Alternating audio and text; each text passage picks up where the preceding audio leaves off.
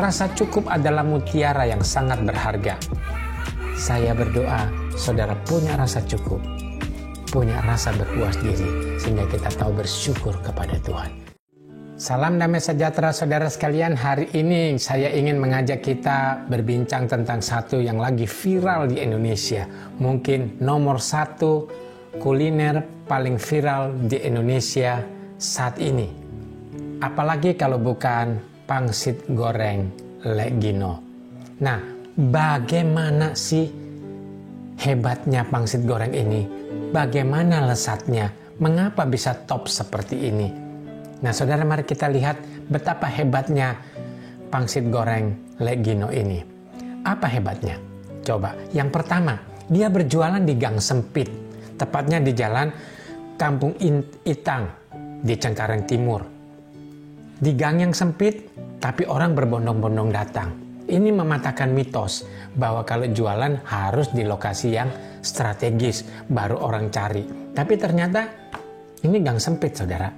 Tetap datang. Yang kedua, untuk bisa menikmati semangkok pangsit goreng Legino, orang mengantri bisa 4 hari, 5 hari, bahkan sekarang saudara 17 Juli pesan dan baru kedapatan nanti ditelepon bulan Agustus baru dapat jatah, dia bisa makan. Wow, bagaimana saudara?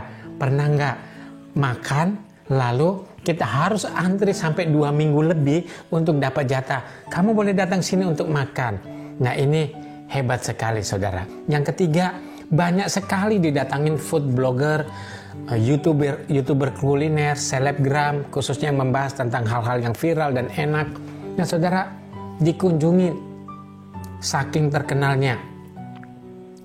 Ini hebat. Dan yang terakhir saudara, yang keempat, ia sampai diundang oleh Presiden Jokowi untuk menyajikan pangsit goreng Legino ini di Istana Negara. Dia menyajikan 500 porsi pada hari itu. Nah, apa kunci dia sukses? Dan mengapa dia merasa bahagia? Nah, tentu ada kisah yang tidak mudah di balik sesuatu yang indah. Legino sudah berjualan lama, saudara. Khususnya tahun 1993 dia jualan pangsit. Dan 8 tahun lalu dia pindah ke tempat ini. Dan baru tahun 2020 ini, beberapa bulan terakhir ini, pangsit gorengnya rame sekali dan sangat viral. Sehingga orang dari mana-mana ingin antri pangsit goreng Legino ini. Nah saudara, apa kunci suksesnya?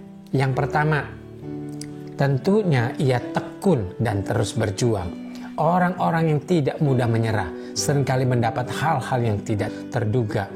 Memang kalau kita lihat ya, berkat Tuhan, rezeki daripada Tuhan ada aja jalannya. Tetapi yang penting kita tekun, terus berjuang dan tidak mudah menyerah. Yang kedua, dia memperhatikan ide customernya. Sebelum ini jadi pangsit goreng, Legino menjual pangsit kuah. Lalu ada seorang customer makan, pangsit kuah itu diminta untuk digorengkan. Ketika digorengkan, Legino iya saja. Dan ketika dimakan, orang ini merasa enak. Dan dia cerita-cerita. Akhirnya Legino dapat ide untuk membuat pangsit goreng seperti ini. Nah, ini prinsip yang sangat bagus. Memperhatikan ide masukan customer merupakan jalan untuk keberhasilan di dalam dunia dagang. Yang ketiga, dia dikenal baik oleh para tetangga. Sehingga para tetangga dengan sukacita, dengan sukarela, kalau ada orang ingin mencari di mana Legino berjualan, mereka mengantarnya ke sana. Dan banyak mereka menyaksikan bahwa hubungan masyarakat, hubungan sosial dengan tetangganya sangat baik. Berikutnya yang keempat, Legino punya tim, saudara. Dan anggota tim yang paling hebat sekarang ini adalah Doni. Boleh dibilang kunci Legino terkenal dan viral ini adalah keponakannya yang bernama Doni ini. Ia memasarkannya dan akhirnya menjadi viral number 1 di Indonesia. Dan kelima tentu saja yang berkaitan dengan hal ini adalah Doni memanfaatkan teknologi, memanfaatkan media sosial dan membuat masakan pangsit goreng Legino yang spesial dengan harga 20.000 ini dan menjadi terkenal, dan orang ingin berburu pangsit goreng Lek Gino. Kalau tidak, bagaimana mereka mau antri berhari-hari untuk bisa menyantap pangsit goreng ini. Nah, saudara, yang menarik di sini, kisah suksesnya ini kita bisa tiru, kita bisa teladani, atau ada prinsip yang kita bisa tambahkan di situ supaya kita bisa berhasil, kita bisa juga maksimal di dalam hidup ini. Tetapi bagi saya yang menarik, Lek Gino ini punya rasa cukup. Ada dua indikasi Lek Gino punya rasa cukup. Yang pertama, dia berjualan hanya mulai dari jam 5 sore sampai jam 12 malam. 7 jam. 7 jam dia berjualan. Dan istirahat malam, bangun pagi. Apa yang dia lakukan? Tentu siap-siap untuk jualan. Tetapi dia masih punya waktu. Masih punya banyak waktu untuk di dalam keluarga, untuk bersosialisasi dan sebagainya.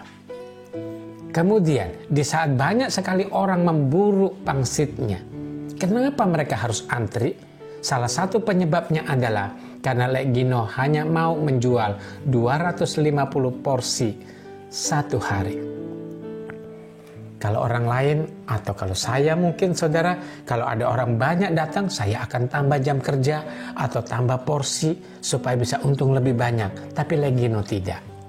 Nah, ketika diwawancarai, dia merasa dengan 250 mangkok dengan 20.000 rupiah semangkok, dia merasa sudah cukup.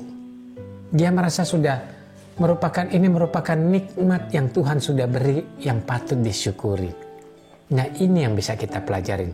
Dia cukup tahu bekerja 7 jam, 8 jam. Dia tahu waktunya bekerja segitu maksimal dirinya. Sehingga dia tetap sehat. Kedua, dia cukup berapa banyak yang dia harus jual. Dia tidak tergoda akan bujukan orang untuk menambah porsi, menambah karyawan, dan menambah jam kerjanya. Inilah kunci Lek Gino merasa bahagia. Saudara, Mahatma Gandhi pernah berkata, bumi ini terlalu cukup untuk menyediakan semua kebutuhan manusia yang hidup di bumi ini. Tetapi bumi ini terlalu kurang kalau menuruti satu manusia yang tidak pernah merasa puas atau manusia yang sangat tamak. Rasa cukup adalah mutiara yang sangat berharga. Bukan harta berkelimpahan yang menentukan kualitas hidup seseorang, tetapi rasa cukup. Bagaimanapun juga di dalam hidup ini, ada orang yang lebih pintar dari kita. Ada orang yang lebih smart, lebih ganteng, lebih menarik, lebih cantik, lebih terkenal, lebih bisa diterima orang. Ada orang-orang yang lebih daripada kita. Sikap kita nggak perlu iri sama mereka. Kalau kita selalu ingin jadi orang lain, hidup kita akan susah. Nah saudara, sikap kita ini adalah tingkatkan apa yang kita bisa, tetapi penting untuk memiliki rasa cukup. Ya, tanpa rasa cukup, kita dapat terjebak dalam rasa iri dan ketidakpuasan diri. Ujungnya saudara, kita susah bersyukur kepada Tuhan. Kalau orang sudah tidak punya rasa cukup, tidak punya kepuasan diri, dan tidak bisa bersyukur sama Tuhan, hidupnya di hadapan Tuhan dan di hadapan manusia nggak tenang dan nggak bahagia. Buat apa hidup? Uang banyak tapi nggak tenang dan nggak bahagia. Amsal 30 ayat 8b dan 9 mengatakan, Tuhan, jangan berikan kepadaku kemiskinan atau kekayaan.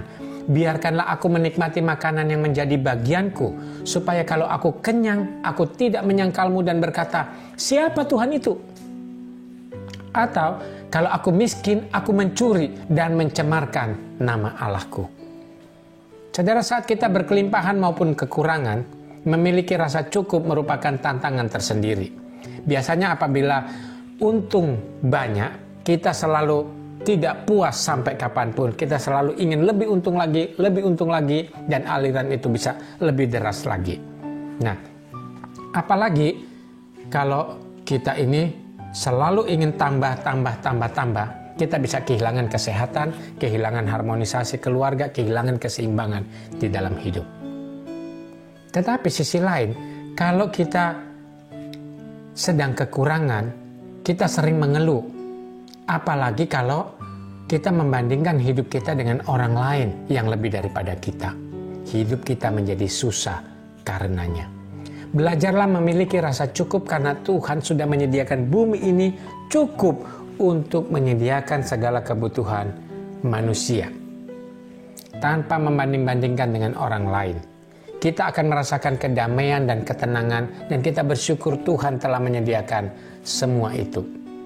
Jadi, mari kita syukuri atas bumi yang Tuhan beri, mari kita syukuri atas nikmat yang Tuhan beri sambil kita bertanggung jawab bekerja sekeras-kerasnya, sepintar-pintarnya, tapi tetap berserah kepada Tuhan dan penting memiliki rasa cukup, rasa puas diri dan bersyukur kepada Tuhan.